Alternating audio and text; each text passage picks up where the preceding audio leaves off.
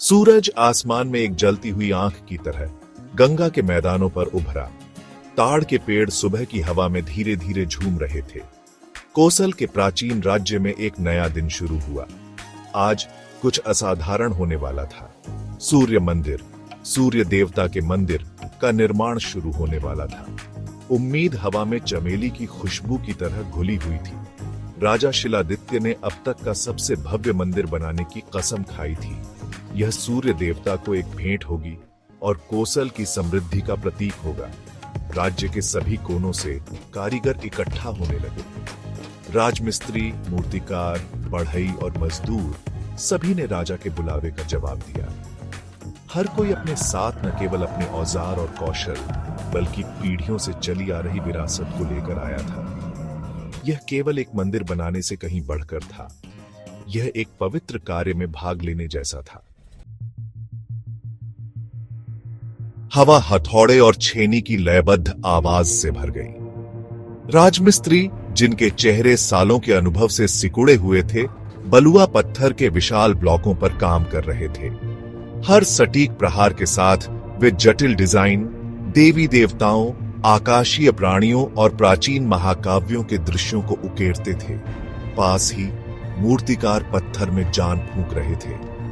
उनके कुशल हाथों के नीचे खुरदुरे ब्लॉक देवी देवताओं की सुंदर आकृतियों में बदल गए। हर मांसपेशी, हर भाव को आश्चर्यजनक विवरण के साथ उकेरा गया था। बढ़ई, लकड़ी के उस्ताद मंदिर की उभरती संरचना के चारों ओर मचान बना रहे थे। वे कीलों की जगह नारियल के रेशे से बनी रस्सियों और लकड़ी के खूंटों का इस्तेमाल करते थे। ज्यामिति और संतुलन का उनका ज्ञान अद्भुत था। उन्होंने यह सुनिश्चित किया कि मचान, हालांकि अस्थायी था, फिर भी आदमियों और पत्थर के वजन को सहारा देने के लिए पर्याप्त मजबूत हो। मजदूर, जिनके शरीर पसीने से चमक रहे थे, मानव श्रृंखला बना रहे थे। वे पत्थरों, गारे और पानी से भरी टोकरियां एक दूसरे को देते जा रहे थे। यह मानवीय प्रयास का एक संगीत था। प्रत्येक समूह पूर्ण सामंजस्य में अपनी भूमिका निभा रहा था। कोसल के कारीगर ऐसे औजारों का इस्तेमाल करते थे जो पीढ़ी दर पीढ़ी चले आ रहे थे। राजमिस्त्री लोहे के छेनी और हथौड़ों पर निर्भर थे, जिनकी सतह सालों के इस्तेमाल से चिकनी हो गई थी। वे प्राकृतिक दरारों के साथ बड़े बड़े पत्थरों को तोड़ने के लिए लकड़ी के हथौड़े और पच्चर का इस्तेमाल करते थे। मूर्तिकार कई तरह की छेनी के साथ काम करते थे। प्रत्येक एक खास उद्देश्य के लिए डिजाइन की गई थी। नाजुक विवरण के लिए बारीक छेनी, अंगों और धड़ को आकार देने के लिए बड़ी छेनी। वे सतहों को चिकना करने और अंतिम रूप देने के लिए लकड़ी के औजारों का इस्तेमाल करते थे।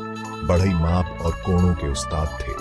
वे ऊर्ध्वाधरता सुनिश्चित करने के लिए साहुल सूत्र और समकोण के लिए लकड़ी के वर्क का उपयोग करते थे। लकड़ी और लोहे से बने उनके आरी आश्चर्यजनक दक्षता के साथ लकड़ी को काटते थे।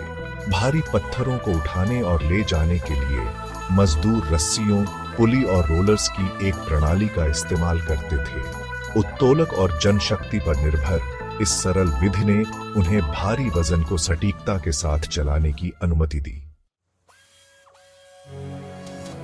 जैसे जैसे महीने सालों में बदलते गए, सूर्य मंदिर पूरे दृश्य पर छा गया। इसका ऊंचा शिखर एक सुनहरी डिस्क के साथ स्वर्ग को छूता हुआ प्रतीत होता था। कभी नंगी दीवारें अब जटिल नक्काशी से ढकी हुई थीं, जो देवी देवताओं और नायकों की कहानियां सुना रही थीं। हवा, जो कभी निर्माण की आवाजों से भरी रहती थी, अब विस्मय और श्रद्धा से भर गई थी। कारीगर, जिनके चेहरे गर्व और थकान से भरे हुए थे, अपनी कलाकारी की प्रशंसा करने के लिए पीछे हट गए।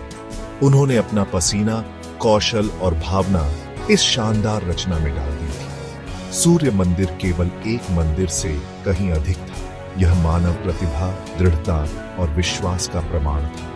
यह कोसल की समृद्धि के प्रतीक, ज्ञान के प्रकाश स्तंभ और पूजा स्थल के रूप में खड़ा था। इसे बनाने वाले कारीगरों के लिए यह पत्थर पर उकेरी गई एक विरासत थी, आने वाली पीढ़ियों के लिए गर्व का स्रोत थी।